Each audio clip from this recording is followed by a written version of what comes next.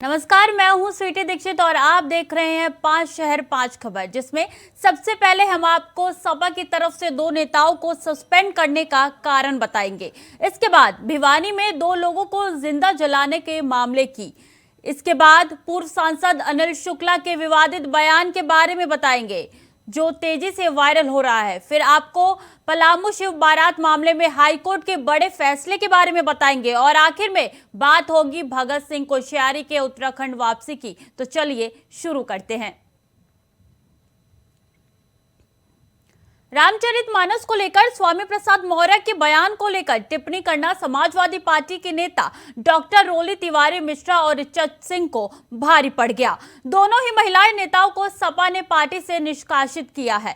सपा ने internet media के माध्यम से दोनों को पार्टी से निकालने की जानकारी दी। सपा के इस कदम से साफ है कि रामचरितमानस प्रसंग को पार्टी तुल देती रहेगी। रोली तिवारी सपा की पूर्व प्रवक्ता रही है। उन्होंने अपने ट्विटर पर स्वामी प्रसाद मौर्य का वीडियो ट्वीट करते हुए लिखा था, स्वामी प्रसाद का कहना है कि समाजवादी पार्टी की सरकार बनी तो श्री रामचरितमानस की चौपाइयों को प्रतिबंधित करवाएंगे। 2012 में रोटी कपड़ा रस्ती और दवा पढ़ाई मुफ्ती हो, इस नारे के साथ अखिलेश यादव यूपी के मुख्यमंत्री बने थे। क्या मानस का मुद्दा लेकर सपा फिर से सरकार बना पाएगी? इससे पहले भी कई और ट्वीट के जरिए स्वामी को घेर चुकी थी। वहीं इलाहाबाद यूनिवर्सिटी छात्र संघ की पूर्व अध्यक्ष डॉक्टर ऋचा सिंह भी लगातार स्वामी प्रसाद मौर्य पर हमला बोल रही थी, जिसको लेकर पार्टी ने यह कार्रवाई की है।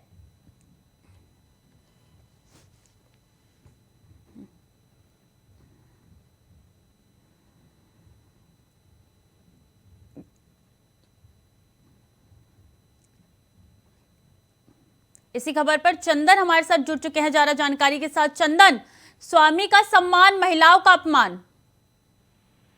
देखिए, मैं आपको बता दूं, ये जो ऋचा सिंह है और डॉक्टर रोली तिवारी मिश्रा की अगर बात कर लिया जाए तो जिस तरह से स्वामी प्रसाद मौर्य ने रामचरितमानस की चौपाई को लेकर जो एक बयान दिया, उसके बाद से वो बयान जो है राजनीतिक जो सत्ता का गलियारा था वो लगातार गरमाया हुआ था। और उसके बाद जो रोली तिवारी थी और जो ऋचा सिंह थी वो समाजवादी पार्टी की नेता थी और वो स्वामी प्रसाद का खुलकर विरोध करने लगी कि स्वामी प्रसाद मौर्य रामचरितमानस को लेकर लगातार विवादित बयान दे रहे हैं। और राजदास जो हनुमानगढ़ी के जो महंत है, उनकी ताज होटल में जो उनके जो प्रसाद मौर्य के जो समर्थक जो लोग थे, उन्होंने जो हाथापाई किया था उसको लेकर एक ट्विटर पे उन्होंने ट्वीट किया था। उसके बाद से जो समाजवादी पार्टी है वो ऋचा सिंह और रोली तिवारी को दोनों को जो है पार्टी से निष्कासित कर दिया। और समाजवादी पार्टी के ट्विटर हैंडल से एक ट्वीट किया कि रोली तिवारी और ऋचा सिंह को जो है पार्टी से निष्कासित किया जा रहा है। हालांकि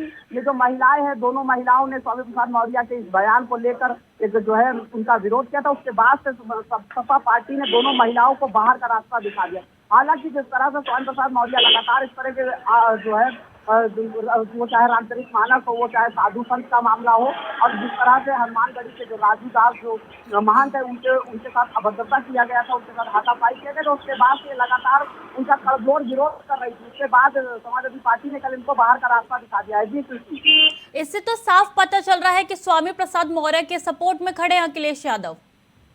देखिए स्मृति, अगर अखिलेश यादव की बात कर लिया जाए तो जिस तरह से स्वामी प्रसाद मौर्य ने रामचरितमानस की चौपाइयों को लेकर जो बयान दिया था, उसके बाद जब कारखानी की कारखानी का जो गठन हुआ तो उसमें अखिलेश यादव ने स्वामी प्रसाद मौर्य को राष्ट्रीय महासचिव बनाया था। उसके बाद उनके समर्थन में जो है साइकिल यात्रा निकाली गई। तो लगातार वो चाहे अखिलेश यादव हो, चाहे सपा के जो भी लीडर हो, वो लगातार जो है स्वामी प्रसाद मौर्य का समर्थन कर रहे थे। अब ऐसे में देखने वाली बड़ी बात ये है कि जिस तरह से स्वामी प्रसाद मौर्य रामचरितमानस को लेकर विवादित बयान दे रहे, साधु संतों को लेकर बयान दे रहे, उसके बाद भी समाजवादी सरकार और समाजवादी पार्टी उनके साथ खड़ी हुई है। तो ऐसे में देखने वाली बड़ी बात ये है कि जिस तरह से कल रोली और ऋचा को दोनों को निकाल दिया गया है, उसके बाद से सरगर्मियां और तेज हो गई है। लगातार रोली अब जो है स्वामी प्रसाद मौर्य खुल के उनका विरोध कर रही है। उसका साफ तौर पे ये कहना है कि जो रामचरितमानस की जो चौपाइयां हैं उनको लेकर जिस तरह से उन्होंने बयान दिया था, तो वो बयान कहीं ना कहीं विवादों के घेरे में लगातार स्वामी प्रसाद मौर्य बने हुए थे। वहीं पार्टी से दोनों जो महिलाएं थी उनको बाहर का रास्ता दिखा दिया जाएगी। जी बहुत बहुत धन्यवाद चंदन, आपका तमाम जानकारी हमारे साथ साझा करने के लिए। खबरों में आगे बढ़ेंगे। हरियाणा के गुरुग्राम में बजरंग दल के सदस्य पर अलवर के 2 युवकों को जिंदा जलाने का आरोप लगा है। दरअसल हरियाणा के भिवानी के बारवास गांव में पूरी तरीके से जली बोलेरो गाड़ी में 2 नर कंकाल मिलने से हड़कंप मच गया है। आरोप है कि गाड़ी में जो 2 लोग जिंदा जलाए गए उनका ताल्लुक राजस्थान के भरतपुर से है। पुलिस की माने तो जांच में सामने आया है कि गौ रक्षकों ने जुनैद और नासिर नाम के युवकों को गौ तस्करी के आरोप में पहले रोका, उनके साथ मारपीट की और उनको ही गाड़ी में अपहरण कर लिया, फिर भिवानी के बारवास गांव इलाके में ले जाकर जिंदा जला दिया। इस मामले की जांच के लिए एक विशेष टीम का गठन किया गया है।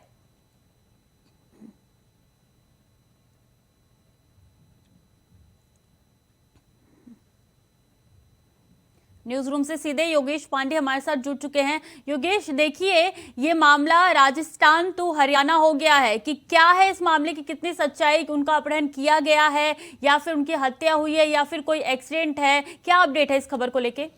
स्वीटी, बिल्कुल जिस तरह से अब ये मामला पूरा गर्माता नजर आ रहा है। दरअसल जिस तरीके से हरियाणा के भिवानी में 2 लोगों का जो नरकंकाल मिले हैं वो जले हुए मिले हैं। बोलेरो कार थी, उसके अंदर जो है ये जले हुए कंकाल मिले हुए हैं। अब साफ तौर पर आरोप ये लगाया जा रहा है और जुनैद और नासिर जो मृतक हैं उनके नाम बताए जा रहे हैं, चिन्हित किया गया है और इनके चचेरे भाइयों ने नामजद FIR भी कराई है। उनका आरोप है कि दरअसल ये अपने ससुराल गए थे और एक दिन वहाँ पर रुकना हुआ। उसके दूसरे दिन जब वहाँ से निकलने लगे तो बुधवार की सुबह वो एक ढाबे पर चाय पीने के लिए रुकते हैं और वहां पर कुछ लोग 8 से 10 लोग पहुंचते हैं जो कि इन दोनों लोगों को अगवा करते हैं, किडनैपिंग करते हैं और उसके बाद इनको कहीं अज्ञात जगह पर ले जाते हैं। हालांकि ये पूरा मामला संज्ञान में जाता है पुलिस के, लेकिन ये बताया जाता है, आरोप पुलिस पर भी है कि पुलिस कोई मामले का संज्ञान नहीं लेती है और देखा जाता है कि अगले दिन जिस तरीके से ये कंकाल मिलते हैं जले हुए, गाड़ी इतनी जल चुकी होती है बोलेरो की उसके नंबर प्लेट भी जल गए हैं और पुलिस पहचानने में नाकाम रही। हालांकि उसके बाद चेचिस नंबर से पहचाना गया कि गाड़ी किसकी है और कहाँ की है। उसके बाद ये पहचान हो पाई कि आखिर मृतक कौन है। अब इस पर अगर पूरे राजनीतिक समीकरण का जिक्र करें तो कहीं ना कहीं सियासत भी शुरू हो गई है। असदुद्दीन ओवैसी ने साफ तौर पर कहा है कि दरअसल गौरक्षकों का जो नाम आ रहा है उसमें एक नाम मोनू का नाम आ रहा है और ये कहा जा रहा है कि दरअसल राजस्थान सरकार मोनू को बचाने की कोशिश कर रही है और ऐसे में अब अशोक गहलोत पर भी तमाम सारे सवाल खड़े हो रहे हैं। अशोक गहलोत सरकार पर तमाम सारे सवाल खड़े हो रहे हैं कि पुलिस की जिस तरीके से नाकामी इसको बताया जा रहा है, पुलिस जिस तरीके से पूरे काम को लेकर के एक्टिव नजर नहीं आ रही, ये भी आरोप लग रहे हैं। हालांकि सरकार की तरफ से, प्रशासन की तरफ से साफ तौर पर कह दिया गया है कि इसके लिए एक कमेटी का गठन कर दिया गया है और अब वो कमेटी पूरी निष्पक्ष जांच कर रही है। जांच के बाद जो भी सामने आएगा उस पर कड़ी कार्रवाई की जाएगी, जो भी दोषी होगा। जी, ये दोनों भाई थे, क्या इनके खिलाफ पहले कोई गौ तस्करी का मामला दर्ज है? बिल्कुल स्वीटी, देखिए गौ तस्करी का जिस तरीके से मामले के बाद सामने आ रही है, पुलिस पूरे पहलुओं को खंगालने की कोशिश कर रही है और जुटी हुई है इश्यू को लेकर के। जिस तरीके से जो गौरक्षकों का हवाला दिया जा रहा है कि ये आरोप है इनका कि दरअसल ये गौ तस्कर है। अगर ये गौ तस्कर थे भी तो एक बड़ा सवाल ये उठता है कि आखिर इनका सजा देने का, इनको जलाने का अधिकार किसने दिया था? क्योंकि जिस तरीके से IPC की धाराएं हैं उन धाराओं के तहत आप शिकायत दर्ज कर सकते थे पुलिस में, आप प्रशासनिक अधिकारियों के साथ जा सकते थे और उसके बाद प्रशासनिक अमला जो है वो कार्रवाई करता। सबसे बड़ी बात यह है कि इन दोनों लोगों को जो जलाया गया है उसको अधिकार किसने दिया और गौ रक्षक के नाम पर जिस तरीके से जो घटनाएं होती रहती हैं, वो चाहे गौ रक्षक दल का हम जिक्र करें या फिर और तमाम सारे ऐसे दल हैं, हिंदू युवा वाहिनी जिक्र करें या फिर तमाम सारे बजरंग दल हैं, कई ऐसे दल हैं जिनको लेकर के समय समय पर सवाल खड़े होते रहे हैं और कई ऐसे राजनीतिक दल हैं जो इनको घेरने की कोशिश भी करते रहे हैं। सबसे बड़ा सवाल ये है, यही उठता है यहाँ पर भी इस मामले को लेकर के भी कि आखिर ये जो जलाई गई हैं, 2 लोगों को जलाया गया है, कार जलाई गई है, ये अधिकार किसने दिए थे इन लोगों को जलाने के लिए? अगर ऐसा कहीं मामला था तो आप पुलिस के पास जाते, आप शिकायत दर्ज कराते, उसके बाद पुलिस एक्शन में आती, कार्रवाई करती, जो भी मामला होता वो सामने निकल करके आता। जी, कानून को अपने हाथ में किसी को नहीं लेना चाहिए। क्या इनमें से किसी के खिलाफ जो है आगे की कार्रवाई की गई है, कोई गिरफ्त में आया है अभी पुलिस के? बिल्कुल, देखिए गिरफ्त का अगर हम जिक्र करें तो साफ तौर पर पुलिस ने क्योंकि जो इसके चचेरे भाई हैं, जो मृतक हैं उनके चचेरे भाई ने नाम सहित FIR दर्ज कराई गई है और उन लोगों को चिन्हित भी कर लिया गया है। पुलिस लगातार धरपकड़ की कोशिश में लगी हुई है और सबसे बड़ी बात यह है कि सरकार और प्रशासनिक अमले की तरफ से यही हवाला दिया जा रहा है कि जो भी इसमें दोषी होगा, क्योंकि मोनू जो कि साफ तौर पर इसमें सबसे बड़ा आरोपी मोनू को बताया जा रहा है और वैसे भी साफ तौर पर मोनू का नाम लेकर के हवाला हवाला दे रहे हैं कि सरकार बचाने की कोशिश कर रही है। ऐसा क्या कुछ है जो सरकार बचा रही है? सवाल यही है कि आखिर मोनू की गिरफ्तारी हो और उसके बाद किस तरीके से जो पूछताछ को लेकर के सिलसिला चलेगा, पूछताछ में क्या कुछ निकल करके आएगा सामने, ये देखने वाली बात होगी। जी, बहुत बहुत शुक्रिया योगेश, तमाम जानकारी हमारे साथ साझा करने के लिए। खबरों में आगे बढ़ेंगे। कानपुर देहात में बुलडोजर एक्शन के मौत में के दौरान मां बेटी की मौत पर शुरू हुई राजनीति और विवादित बयानों का दौर थम नहीं रहा है। उत्तर प्रदेश सरकार में राज्य मंत्री प्रतिभा शुक्ल के पति और पूर्व सांसद अनिल शुक्ला वारसी ने विवादित बयान देते हुए कहा कि इस मामले में सरासर गलती उस परिवार की थी जिसकी बेटी और बहन की मृत्यु हो गई। अनिल शुक्ला की बात यही नहीं रुकी और कहा कि औरतों के अंदर आग लगाने की टेंडेंसी होती है। अनिल शुक्ला वारसी ने दावा किया है कि मां बेटी ने सुसाइड किया है। पीड़ित परिवार पर आरोप लगाते हुए अनिल शुक्ला ने कहा है कि उन्होंने वह अवैध कब्जा कर रखा था, गलत काम करते थे, उसके बाद सुसाइड कर ली। पूर्व सांसद अनिल शुक्ला का विवादित बयान जो है ये सामने आ रहा है।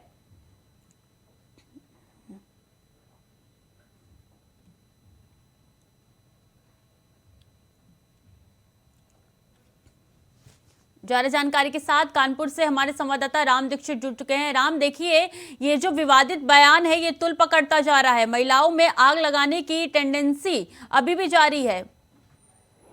जी बिल्कुल, जीती बताना चाहेंगे जिस तरीके से कानपुर देहात की इस घटना ने एक भयावह रूप लिया था और इन्हीं के जो मंत्री के विवादित, जिस मंत्री के पति के विवादित बोल है, इन्हीं के वरिष्ठ अधिकारी, वरिष्ठ जो नेता हैं, जैसे डिप्टी सीएम की बात करें, मुख्यमंत्री योगी आदित्यनाथ की बात करें, सभी ने जो बेहद दुखद पूर्ण घटना बताई थी और लगातार कार्रवाई के नाम पर बड़ा एक्शन ले रहे थे और लगातार कार्रवाई जारी थी। एसआईटी का गठन कर दिया था, लगातार जांचें चल रही हैं और जो पीड़ित परिवार है उसको आर्थिक मदद दी गई। लेकिन अगर विवादित बयान की बात करें तो जो सांसद, पूर्व सांसद अनिल शुक्ला वारसी थी, आए दिन ये हो या इनके कार्यकर्ताओं ने पोस्टमार्टम हाउस में उस समय आज से 2 दिन पहले इनके कार्यकर्ता कृष्णा गौतम जिला पंचायत सदस्य भी इनकी कार्यकर्ता है, उन्होंने भी वहां जूते चप्पल से मारने की बात ब्राह्मणों को की थी और जो ब्राह्मणों के लिए जो राजनीति जिस तरीके से विवादित बयान दिया था, अभद्र टिप्पणी की थी पूरे परिवार से। अब वही बात करें अनिल शुक्ला वारसी की, तो अनिल शुक्ला वारसी ने भी एक विवादित बयान दिया है। बताया महिलाओं के अंदर जो टेंडेंसी होती है आग लगाने की, जिसके कारण उन्होंने आग लगा ली और उन्होंने कहा कि आग लगाने से वो मरना नहीं चाहती थी, वो सिर्फ प्रशासन को डराना चाहती थी। उनका ये भी आरोप था कि उस जगह को जबरदस्ती अवैध कब्जा किया गया था, उस जगह पर जुआ खिलाया जाता था। इस तरीके के उनके आरोप थे परिवार के ऊपर। वहीं जब पूरा देश आज उस परिवार के लिए जो खड़ा है, वो पूरा देश उस परिवार के लिए सांत्वना व्यक्त कर रहा है। अधिकारी उनके घर पर जमावड़ा लगाए हुए हैं, डेरा डाले हैं। कई विपक्ष कांग्रेस हो, आम आदमी पार्टी की बात करें या सपा की बात करें, तो सभी के प्रतिनिधिमंडल पूरी टीम के साथ जाते हैं, उनको सांत्वना देते हैं, उनको लगातार एक राहत की बात करते हैं। लेकिन हम बात करें बीजेपी सरकार के जो मंत्री हैं, महिला कल्याण की मंत्री, उनके पति अनिल शुक्ला वारसी है, जो इस तरीके से अशोभनीय बयान प्रकट कर रहे हैं। स्वीटी जी, देखिए किस तरीके से वो परिवार जो है अभी मातम में पसरा हुआ है उस परिवार में, और अब इस तरीके का बयान इन्होंने तो पूरा का पूरा इल्जाम जो है उस परिवार पे लगा दिया, जो कि अभी बहुत मुश्किल दौर से गुजर रहा है। जी बिल्कुल, पूरे परिवार की बात करें, परिवार में बयान सुनने के बाद परिवार बेहद आक्रोश में है और परिवार इनका खुल के विरोध कर रहा है, क्योंकि ये जब पहले दिन गांव में सांत्वना देने पहुंचे थे तो इन्होंने पूरी बात कही थी। फिर ऐसा क्या बिगड़ा जिसके चलते इन्होंने परिवार के ऊपर उस दिन भी इनके कार्यकर्ताओं ने आरोप लगाए और गाली गलौज की। इन्होंने उसके साथ अनिल शुक्ला वारसी ने खुद मौके पर गाली गलौज की थी, मारपीट तक आमादा हो गए थे। इनकी जो भी कार्यकर्ता थे उन्होंने बड़ी भद्दी गालियां दी थी ब्राह्मण जाति को लेकर। जिस तरीके से अनिल शुक्ला वारसी की बात करें कि जो उनकी जो पत्नी है, महिला कल्याण मंत्री है, राज्य मंत्री है, कानपुर देहात में उत्तर प्रदेश की राज्य मंत्री बनाई गई थी। जिस तरीके से महिलाओं के पक्ष की बात करेंगे, कानपुर देहात में 2 महिलाओं की जिंदा जलकर मौत हो गई। एक बेहद दुखद पूर्ण घटना बताई जा रही थी। लोग इनके परिवार को लेकर लगातार संवेदनाएं व्यक्त कर रहे हैं। इनके जो भी मंत्री है, वरिष्ठ मंत्री है, वीडियो कॉल पर लगातार ब्रजेश पाठक बात कर रहे हैं, लगातार उनको सांत्वना दिया जा रहा है। एक्शन को लेकर बड़ी कार्रवाई की बात कही जा रही है और जो भी उनकी मांगे है पूरी कर रही सरकार। लेकिन ये जो पूर्व सांसद है, मंत्री जो कहते हैं, मंत्री के पति है पूर्व सांसद, इस तरीके का अशोभनीय बयान देने के कारण परिवार बहुत ही ज्यादा दुखद। बहुत बहुत धन्यवाद राम तमाम जानकारी हमारे साथ साझा करने के लिए। खबरों में आगे बढ़ेंगे। झारखंड के पलामू में शिव बारात मामले में दाखिल याचिका पर हाईकोर्ट ने बड़ा फैसला सुनाया है। हाईकोर्ट ने बीजेपी सांसद निशिकांत दुबे ने याचिका दाखिल करते हुए मांग की थी कि शिव बारात का रूट चेंज किया जाए, जिसको झारखंड हाईकोर्ट ने खारिज करते हुए पुराना प्रशासन पर परंपरागत रूट पर ही यात्रा निकालने के आदेश दिए हैं। आपको बता दें कि शिव बारात निकालने को लेकर पलामू में हिंसा भड़की थी।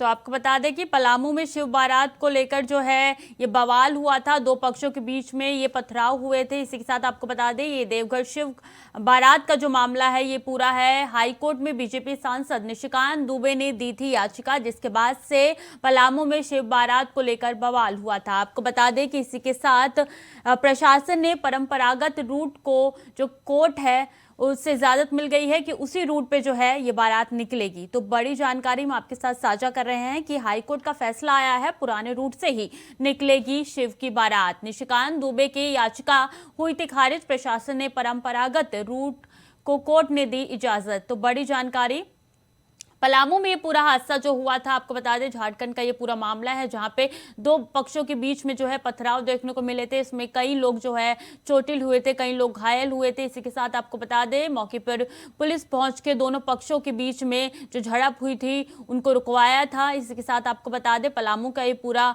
मामला है जहाँ पे शिव बारात निकालने को लेकर जो है ये पूरा हादसा हुआ था। तो बड़ी खबर हम आपको बता रहे हैं पलामू से, जहाँ पे ये पूरा मामला हुआ था।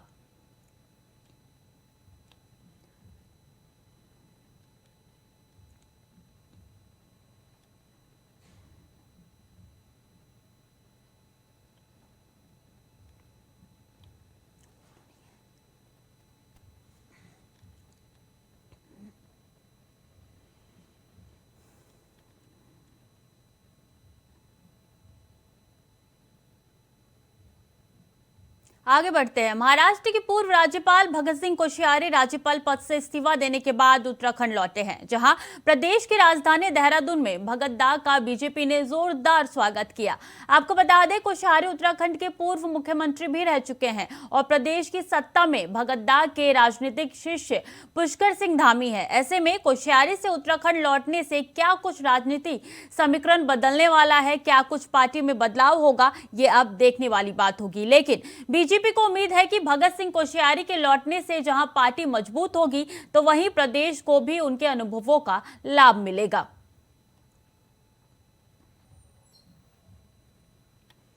तो कोश्यारी की वापसी हो चुकी है उत्तराखंड में, जिसको लेकर जो है भव्य स्वागत किया गया है। तमाम बीजेपी के नेता वहां पे मौजूद थे, उनके स्वागत में जो है कोई भी कसर नहीं छोड़ी गई। आपको बता दें कि चाणक्य माने जाते हैं ये उत्तराखंड के। इसी के साथ आपको बता दें कि बीजेपी को काफी लाभ पहुंचेगा इनके आने पे। तो भगत सिंह कोश्यारी की उत्तराखंड में वापसी हो गई है। आपको बता दें पूर्व राज्यपाल है महाराष्ट्र, इसी के साथ जो है ये पूर्व मुख्यमंत्री भी रह चुके हैं। तो कोश्यारी की जो है उत्तराखंड में वापसी हो गई है। आपको बता दें कि पूर्व राज्यपाल है महाराष्ट्र के, इसी के साथ ये पूर्व मुख्यमंत्री भी रह चुके हैं उत्तराखंड के। आपको बता दें कि तकरीबन 4 बजे के करीब वो उत्तराखंड में उनकी वापसी हुई। इसी के साथ कोश्यारी का राजनीतिक सफर जो है काफी अहम रहा है। नैनीताल के सांसद भी रह चुके हैं कोश्यारी। आपको राजनीतिक सफर बता रहे हैं कोश्यारी का। नैनीताल के सांसद रह चुके हैं। साल 2019 में महाराष्ट्र का बनाया गया था राज्यपाल। तो पूर्व राज्यपाल है ये महाराष्ट्र के। राज्य गठन के बाद वो प्रदेश के ऊर्जा मंत्री बने। बड़ी जानकारी साझा करें उनका राजनीतिक सफर। साल 2001 में उन्हें मुख्यमंत्री पद की जिम्मेदारी दी गई थी। तो आपको बता रहे हैं हम किस तरीके से साल 2002 से साल 2007 तक नेता विपक्ष में भी रहे थे। तो राजनीतिक का सफर बता रहे हैं। 2008 से 2014 तक राज्यसभा के सदस्य चुने गए। कोश्यारी का ये राजनीतिक सफर जो है आपके साथ हम साझा कर रहे हैं कि किस तरीके से वो पूर्व जो है राज्यपाल रह चुके हैं महाराष्ट्र में, पूर्व उत्तराखंड के मुख्यमंत्री भी रह चुके हैं। इनका आज उत्तराखंड में भव्य स्वागत किया गया। इसी के साथ ये माना जा रहा है कि बीजेपी जो है इनके नेतृत्व पे आगे चलेगी और बीजेपी को खासा सहयोग मिलेगा। इसी खबर पे सौरभ भाटिया हमारे साथ सीधे जुड़ चुके हैं। सौरभ, देखिए 4 बजे तक, तकरीबन 4 बजे के करीब जो है वो उत्तराखंड में पहुंचे। उनके स्वागत के लिए क्या कुछ तैयारियां की गई थी वहां पे? देखिए, एयरपोर्ट पे जो है भगत सिंह कोश्यारी पहुंचे, जहां पे बकायदा भाजपा कार्यकर्ताओं के द्वारा उनका भव्य स्वागत किया गया। आज जो है वो डिफेंस कॉलोनी स्थित अपने आवास पर रुकेंगे। बकायदा जिस तरीके से कहा जा रहा था कि भगत सिंह कोश्यारी का भव्य स्वागत जो है बीजेपी एक बड़े मेगा इवेंट के रूप में मनाएगी, तो वही कोई चीजें जो है दिखाई भी दे रही है। बकायदा उनके घर पर जो है तमाम तैयारियां कर ली गई हैं। अब से कुछ देर बाद जो है भगत सिंह कोश्यारी अपने आवास पर होंगे, जहां पर तमाम कार्यकर्ताओं का हुजूम वहां पर लगा हुआ दिखाई देगा। तमाम कार्यकर्ता जो उनसे मुलाकात करने पहुंचेंगे, क्योंकि भगत सिंह कोश्यारी डिफेंस कॉलोनी स्थित इसी आवास पर रहेंगे, जहां पर जो कार्यकर्ताओं से मुलाकात करेंगे। भगत सिंह कोश्यारी पहले ही जो स्पष्ट कर चुके थे कि अब जो है वो सक्रिय राजनीति में नहीं रहेंगे, लेकिन जो भगत सिंह कोश्यारी का उत्तराखंड में आना सीधे तौर पर बयान करता है कि भगत सिंह कोश्यारी एक बार से बड़ी राजनीति दखल जो है देने जा रहे हैं उत्तराखंड में। बकायदा जो है इस समय राजनीति का केंद्र होगा, उनका वही आवास होगा जहां पर वो रुकेंगे, जहां पर जो है उनका रहन सहन होगा। लगातार जो है कार्यकर्ताओं का हुजूम वहां पर लगने लगा है, तमाम कार्यकर्ता वहां पहुंच रहे हैं। अब से कुछ देर बाद जैसे ही भगत सिंह कोश्यारी अपने आवास पर पहुंचेंगे, ढोल नगाड़ों की थाप जो वहां पर सुनाई देगी। तमाम जो है कार्यकर्ताओं का हुजूम वहां पर दिखाई देगा। जी देखने को मिल रहा है किस तरीके से बीजेपी कार्यकर्ताओं में खासा उल्लास। अब देखिए, ये जब उत्तराखंड पहुंचेंगे, ये पहुंच चुके हैं, उसके बाद से बीजेपी इनके नेतृत्व में खूब आगे बढ़ी, क्योंकि इनके शिष्य खुद सूबे के मुख्यमंत्री है। बिल्कुल, देखिए, पुष्कर सिंह धामी और भगत सिंह कोश्यारी के रिश्तों का किसी को भी जो है बताने की जरूरत नहीं है। लंबे समय से जो है दोनों एक साथ रहे। लंबे समय तक जो है भगत सिंह कोश्यारी का आशीर्वाद जो है सीएम धामी को मिलता रहा। अब जो है सूबे के मुखिया जो है पुष्कर सिंह धामी है, और अब जो उनके जो राजनीतिक गुरु हैं वो अब उत्तराखंड की धरती पे हैं। अब जो है पुष्कर सिंह धामी वहां पर ये बताया जा रहा है कि वो भी पहुंचेंगे, उनसे मिलने, मुलाकात करने। लगातार जो है इस चीज की अटकलें लगाई जा रही है कि जब भगत सिंह कोश्यारी उत्तराखंड की धरती पे होंगे, बकायदा यहाँ पर जो है वो लोगों से मिलेंगे, तो किस तरीके का उनका जो मिलने का जो अंदाज होगा वो देखा जाएगा। तमाम जो कार्यकर्ता है वो वहाँ पे किस अंदाज में पहुंचेंगे, भगत सिंह कोश्यारी का किस तरीके का रिएक्शन रहता है, क्योंकि लंबे समय तक जो है वो गवर्नर की भूमिका निभाते रहे। गवर्नर में एक प्रोटोकॉल होता है, उसी प्रोटोकॉल के तहत जो है इन्होंने वहाँ के लोगों से मुलाकात की। लेकिन उत्तराखंड से जो उनका लगाव है वो देखते ही बनता है।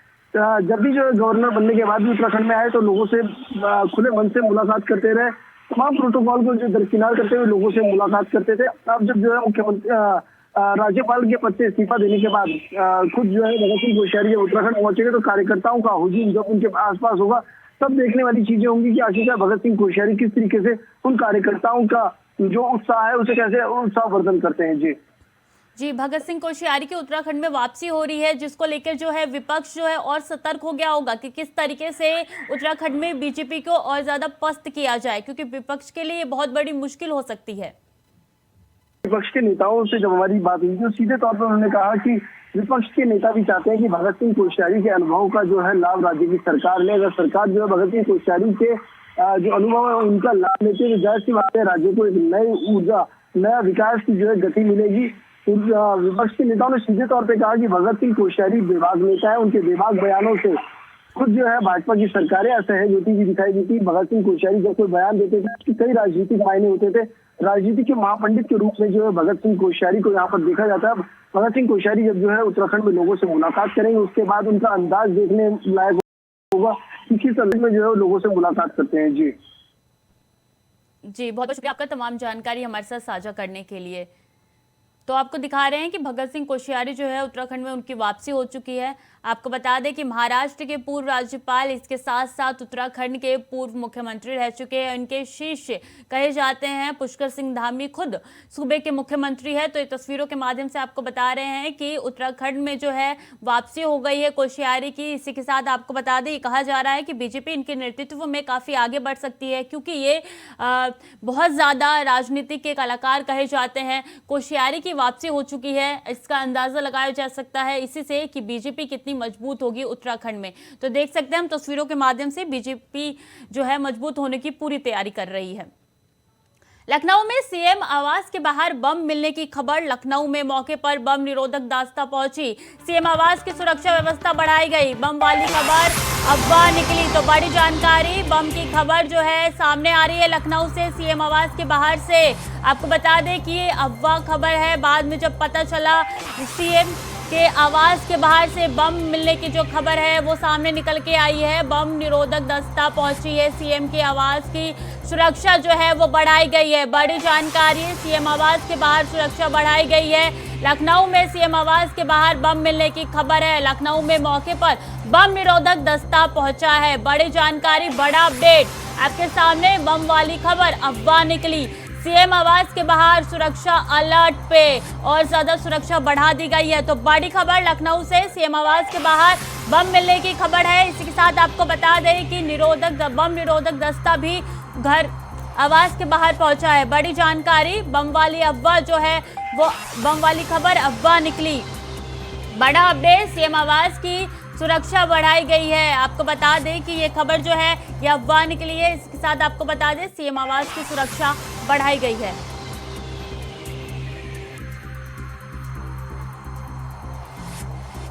लखनऊ में मौके पर बम निरोधक दस्ता पहुंचा है। आपको बता दें इसी के साथ सीएम आवास के बाहर सुरक्षा जो है अलर्ट मोड पे हो गई है। सीएम आवास की सुरक्षा व्यवस्था और ज्यादा बढ़ा दी गई है। तो ये खबर एक अफवाह निकली। आपको बता दें सीएम आवास के बाहर बम मिलने की खबर आई थी, जिसके बाद से तहकीकात की गई तो ये बम मिलने की खबर मात्र एक अफवाह निकली। इसी के साथ आपको बता दें सीएम आवास के बाहर सुरक्षा व्यवस्था टाइट कर दी गई है, बढ़ा दी गई है। बम निरोधक दस्ता भी पहुंचा है। तो बड़ी जानकारी आपके साथ। इसी खबर पे चंदन हमारे साथ जुड़ चुके हैं। चंदन, क्या है ये पूरी खबर, किस तरीके से ये खबर निकल के सामने आई या बाद में मात्र एक अफवाह? बिल्कुल, मैं क्योंकि आपको बता दूं, दिल्ली से कॉल आया था लखनऊ पुलिस कंट्रोल रूम के साथ। बताया गया कि मुख्यमंत्री आवास पर बम मिलने की सूचना है। हालांकि मौके पर जो आला अधिकारी थे, पुलिस के आला अधिकारी, LIU इंटेलिजेंस यहाँ मौजूद और जो है यहाँ पर लगातार जो है जो चीजें हैं वो हालांकि देखी जा रही, लेकिन जो सूचना दी गई है वो सूचना फर्जी बताई जा रही है। पूरी तरह से ये सूचना फर्जी बताई जा रही है। लेकिन अब देखने वाली बड़ी बात यह है कि किसने सूचना दी। हालांकि अभी जो पुलिस विभाग के जो अधिकारी हैं, जो आला अधिकारी हैं, वो मौके पर मौजूद है और ये की कोशिश कर रहे हैं कि किसके द्वारा ये सूचना दी गई है। हालांकि मुख्यमंत्री अगर आवास की बात कर लिया जाए सुरक्षा की, तो मुख्यमंत्री आवास पे जो सुरक्षा है वो बढ़ा दी गई है पूरी तरह से। बाकायदा PAC लगा दी गई है और जो पुलिस बल है वो काफी संख्या में यहाँ तैनात कर दिया गया है। जी, जिसने ये अफवाह फैलाई थी, जिसने ये खबर दी थी कि उसके बाहर सीएम आवास के बाहर बम है, क्या उसको पकड़ लिया गया है? पुलिस कितनी जांच में आगे जुट गई है? अभी मैं बता दूं, सूबे के मुखिया योगी आदित्यनाथ के आवास से ये सूचना मिली थी कि आवास के बाहर बम मिलने की सूचना। लेकिन अगर बात कर लिया जाए तो पुलिस के आला अधिकारी अभी इस पड़ताल में जुटे हुए हैं कि किसने ये सूचना दिया था फोन के द्वारा, वो उस तक भी पहुंचने का और जो लखनऊ पुलिस है वो प्रयास कर रही है। और जो जांच है वो जांच में इंटेलिजेंस और LIU की जो टीमें हैं वो लगा दी गई है, वो लगातार जांच में जुटी हुई है। जी, जब ये खबर मिली तो क्या उस समय सीएम आवास के अंदर खुद मुख्यमंत्री मौजूद थे? बिल्कुल, मैं आपको बता दूं कि मुख्यमंत्री योगी आदित्यनाथ उस टाइम जो है आवास पर खुद मौजूद थे और जो यहाँ की जो सुरक्षा है वो भी बढ़ा दी गई है। यहाँ पे बाकायदा पुलिस बल भारी संख्या में मौजूद कर दिया गया है। जो PAC है उसको भी यहाँ पे जो है मौजूद कर दिया गया है। लेकिन सबसे बड़ी बात यह है कि अब देखने वाली बात ये होगी कौन लोग सूचना दिया था। अब यहाँ तक पुलिस का पहुंची, हालांकि जो जी बहुत बहुत धन्यवाद आपका तमाम जानकारी हमारे साथ साझा करने के लिए। फिलहाल के लिए 5 शहर 5 खबर में इतना ही। बाकी खबरों के लिए देखते रहिए इंडिया वॉइस।